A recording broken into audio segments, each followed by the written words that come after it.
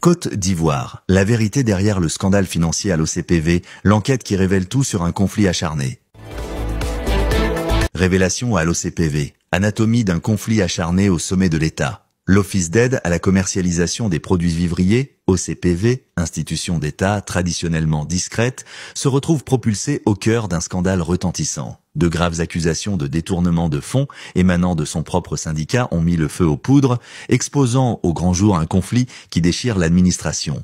Les accusations syndicales. L'affaire a éclaté à la suite de la divulgation de 3 courriers cinglants adressés au Premier ministre Begré-Mambé par le syndicat national des agents de l'OCPV. SINA-OCPV. Par la voix de son secrétaire général, M.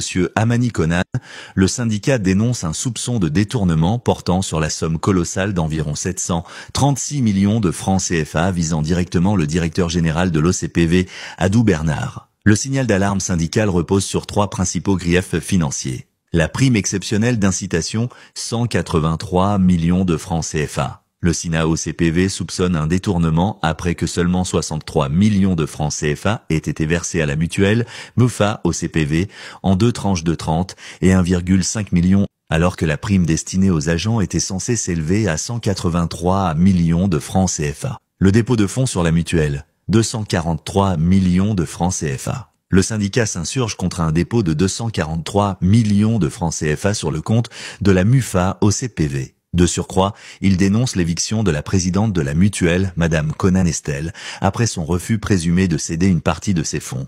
Les ponctions sur accessoires de salaire, plus de 310 millions de francs CFA. En dernier lieu, le DG est accusé d'imposer des conditions arbitraires au paiement des accessoires de salaire, engendrant un préjudice cumulé estimé à 310 millions de francs CFA. Le SINA-OCPV, insistant sur l'impératif d'une enquête impartiale, a dramatisé la situation en évoquant le cas tragique de l'agent diabétique Yao Kouassi, dont les accessoires de salaire auraient été amputés malgré sa situation médicale, illustrant, selon eux, la gravité éthique des décisions contestées. La réplique du DG. Un démenti formel et question de performance. En face, le directeur général, M. Adou Bernard, a opposé une riposte catégorique. Qualifiant sans détour les accusations de diffamation, il a mis au défi quiconque d'apporter la moindre preuve de détournement. Sa défense repose sur la légalité et la bonne gouvernance. Légalité et contrôle. Il affirme que l'intégralité des opérations financières respecte l'arrêté interministériel numéro 030 du 23 juin 2020 et est soumise au contrôle rigoureux des organes compétents. Prime de 183 millions de francs CFA. Le DG a balayé cette allégation, insistant sur le fait que cette prime n'a jamais existé et n'est qu'une rumeur. Conditionnalité de la prime d'incitation, il a expliqué que la prime d'incitation, à distinguer de l'indemnité spécifique, est strictement conditionnée par des critères de performance, ponctualité, assiduité, efficacité, fixés par la décision numéro 001 de l'OCPV. Ces mesures, en parfaite adéquation avec les exigences du ministère du Budget et que la pratique administrative courante, justifient les ponctions comme la conséquence du non-respect des critères et non comme un détournement. Soutien à la mutuelle.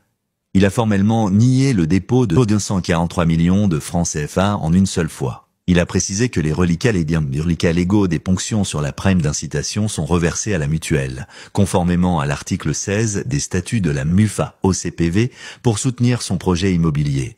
Le DG a revendiqué avoir versé au total 267,8 millions de francs CFA à la mutuelle entre 2022 et 2025. En outre, M. Adou Bernard a brandi la décision du Conseil d'État qui a jugé irrecevable la requête du SINA-OCPV demandant l'annulation de la décision numéro 001 et le remboursement des prélèvements. Le nœud du conflit entre litige financier et règlement de comptes personnels. Le DG Adou Bernard a catégoriquement insisté sur la nature personnelle et vindicative des accusations, y voyant une cabale orchestrée par des individus sanctionnés, au premier rang desquels figure le secrétaire général du SINA-OCPV, M.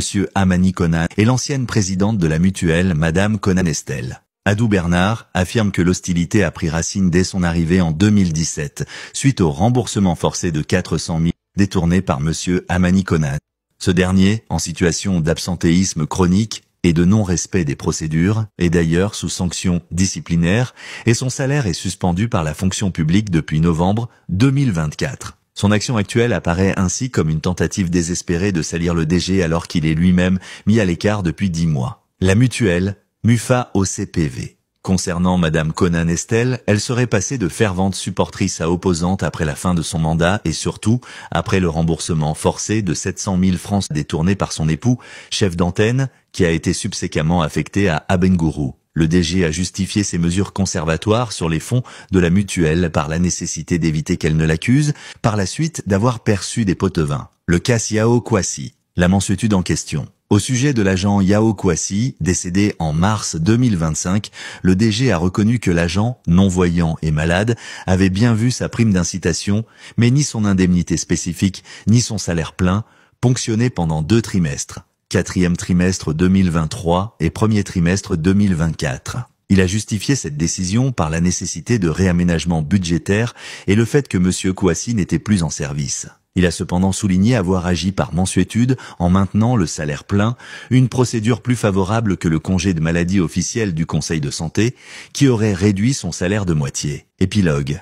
Égalité, bilan et cabale politique. En conclusion, le directeur général Adou Bernard réaffirme avec vigueur la légalité de toutes ces actions et le caractère purement diffamatoire des accusations. Il attribue cette agitation à un désir de déstabilisation orchestré par des individus sanctionnés en pleine période sensible d'élection présidentielle. Le DG a tenu à mettre en lumière son bilan élogieux depuis 2017. Fort de l'augmentation des effectifs, de 163 à 272 agents. La multiplication du budget par plus de 5 atteignant 2,6 milliards de francs CFA. Des distinctions honorifiques saluant les améliorations en matière de qualité des produits et d'équipements. Fort de ces éléments, l'on peut dire sans se tromper que le directeur général Adou ne saurait être tenu responsable des malheurs du secrétaire général du SINA OCPV, ni être l'auteur d'un prétendu détournement de 736 millions de francs CFA. Le DG de l'OCPV semble bien plutôt être la victime d'une cabale de communication méticuleusement montée pour ternir son image. Le directeur général Adou Bernard a annoncé qu'il allait engager des poursuites judiciaires pour diffamation tout en se déclarant disponible pour toute enquête. Il exhorte enfin les autorités à garantir la stabilité institutionnelle de l'OCPV.